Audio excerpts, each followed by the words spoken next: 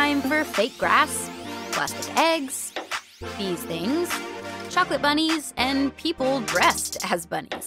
And then there are the weird parts of Easter, like fake grass, plastic eggs, these things, chocolate bunnies, and people dressed as bunnies, which is interesting.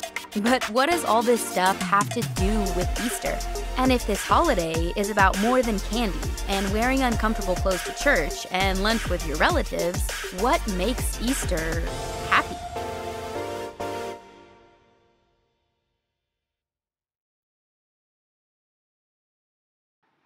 Good morning. Happy Easter. For centuries, the traditional Christian greeting at this time has been, "He is risen." And then in response, other Christians and believers around us gathered in sanctuaries and chapels and churches across the country would say, "He is risen indeed."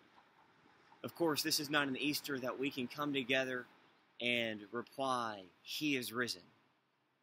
But regardless of our greetings or our exchanges or our pleasantries, today, Jesus Christ has truly risen. He has risen indeed. This morning, more than ever, the normal wrappings of Easter aren't there to distract us of what this holiday is truly about. The Easter egg hunts, the family gatherings, the new outfits, the big hats, the fake grass, and so many more things that have nothing to do with the resurrection of Jesus Christ, that we have let weigh us down, encumber us, and distract us from the true meaning of today. While I wish more than ever that I could be with my brothers and sisters and you and my family of faith, sitting in the pews together this morning, celebrating the wonderful resurrection of Jesus Christ. What a wonderful season for us to be reminded of the true meaning of Easter.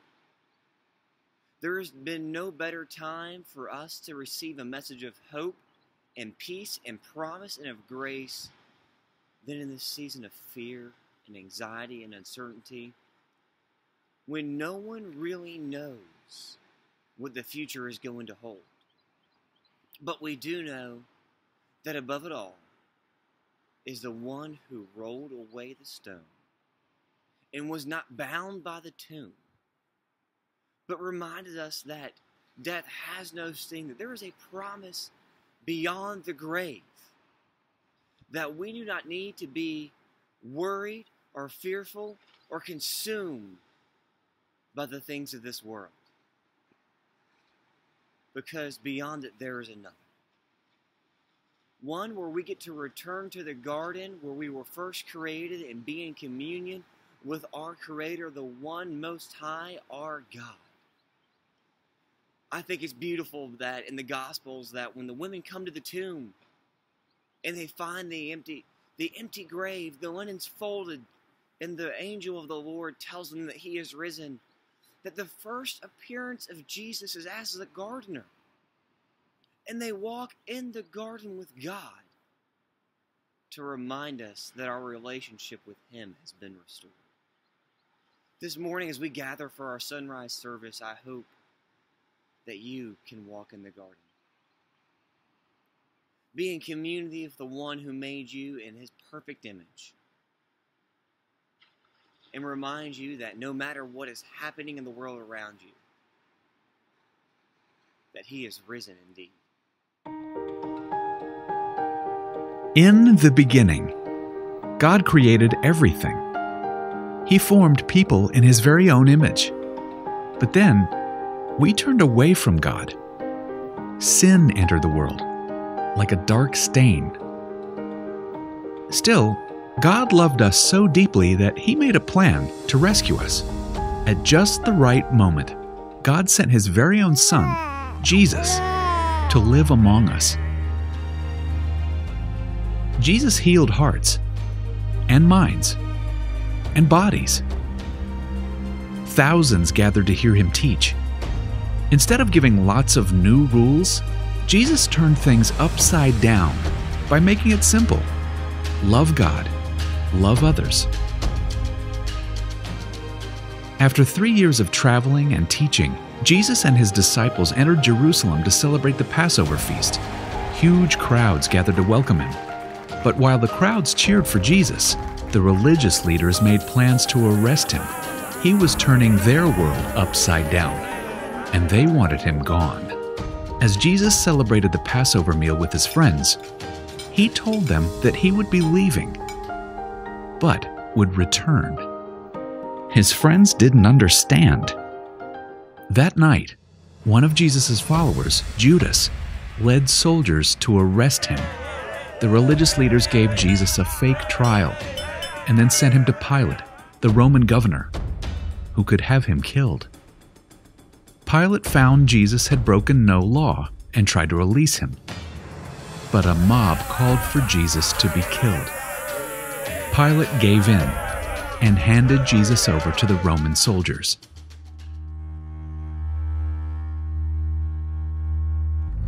Jesus was forced to carry the heavy beams of his own wooden cross.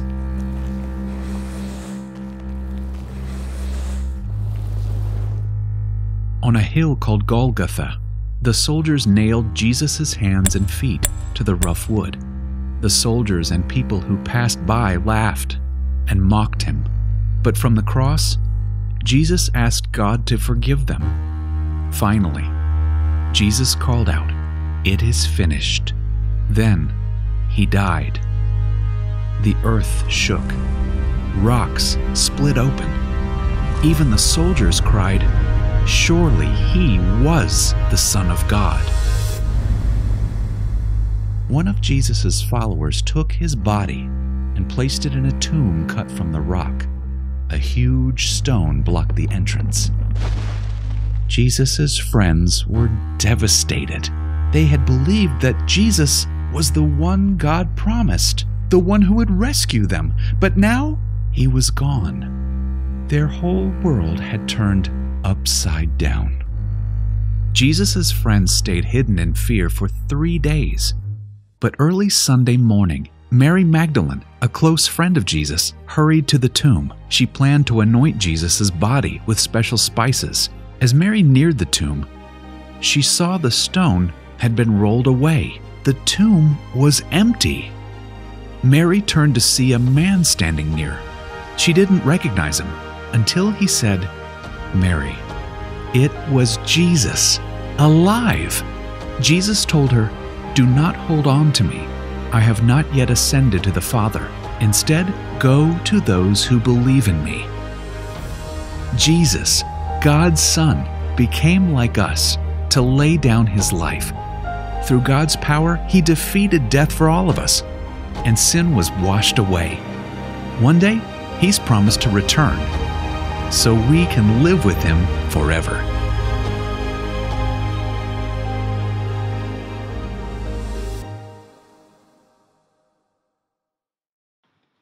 Church, as we gather this morning, as the sun rises and we were reminded that today is a new day, not because yesterday is gone and tomorrow has come, but because Jesus Christ has risen.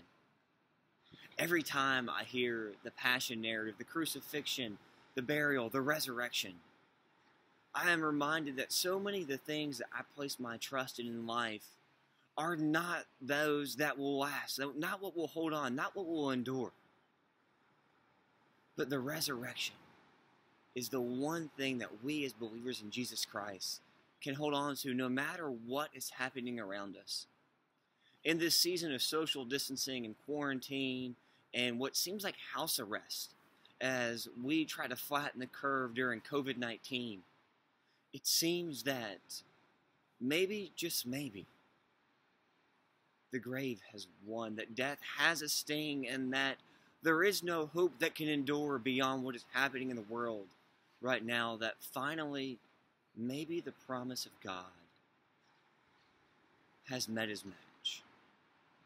And then we were reminded of the story of the women who go to the tomb to anoint his body because he was buried in haste, and it was not there.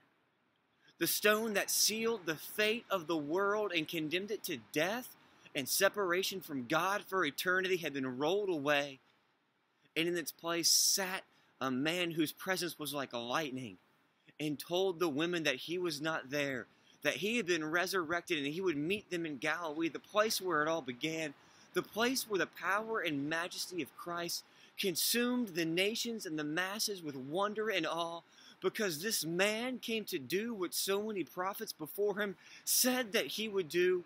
And when he was baptized by John the Baptist in the river, that the heavens opened up and a sunrise much like the one we celebrate this morning consumed the sky, and a voice came from the heavens and said, "This is my son."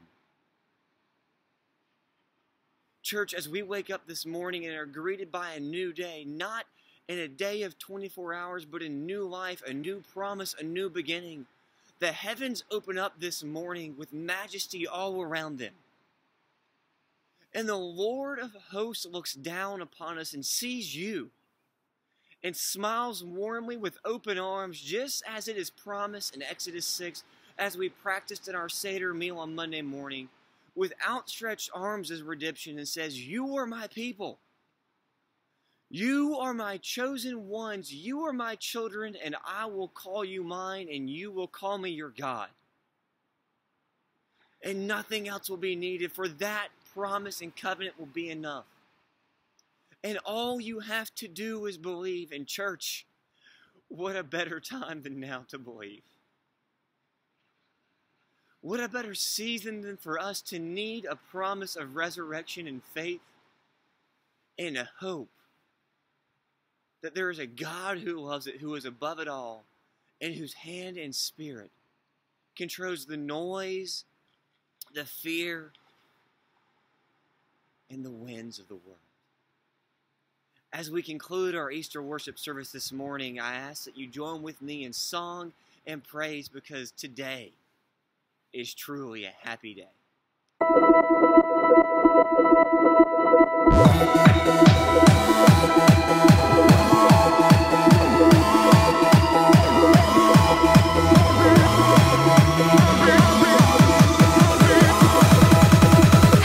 The greatest day in history. Death is beating, you have rescued me. Sing it out, Jesus is alive. The empty cross, the empty grave, life eternal, you have won the day. Shout it out, Jesus is alive. He's alive.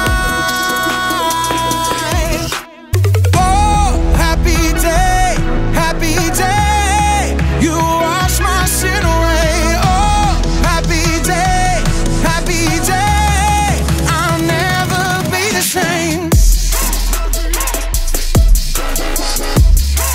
Forever I'm changed.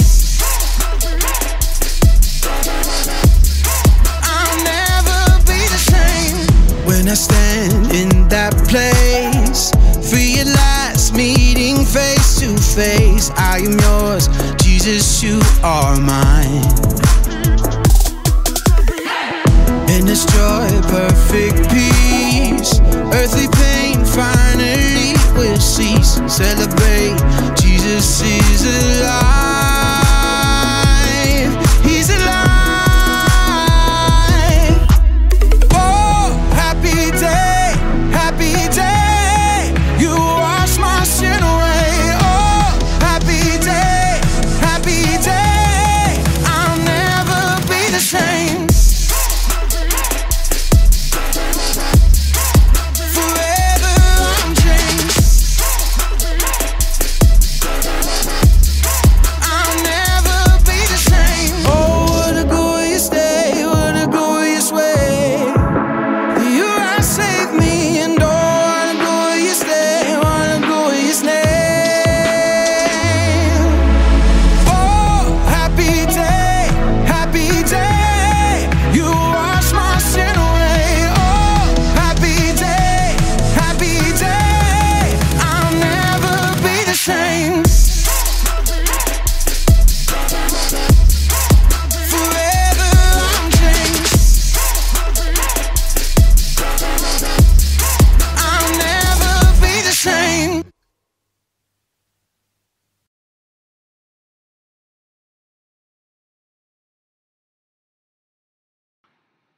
I thank you for joining us this morning for our Easter Sunrise worship service.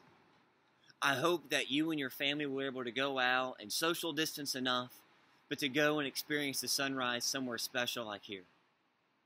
I know it looks like I've been on a Zoom background this whole time with the light fading in and out, but I wish you could be sitting here with me as we experience the resurrection and promise of Jesus Christ in all of his wonder and majesty with the canvas of God behind us. As we go about our days today, remember that he is risen indeed. May your eyes be open to the beauty of the world.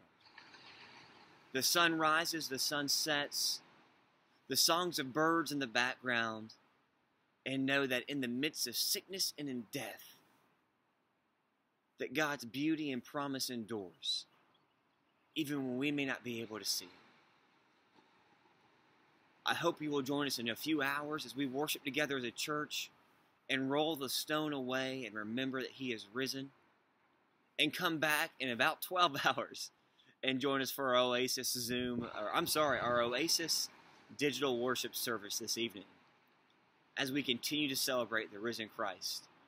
You can bring your fake grass and Easter bunnies and weird ties and all the things that we do to celebrate. But most importantly, let us come remembering that Jesus Christ, who was crucified and bound to the death in the tomb, has risen, and with his life has given us new life and a new promise that endures forever.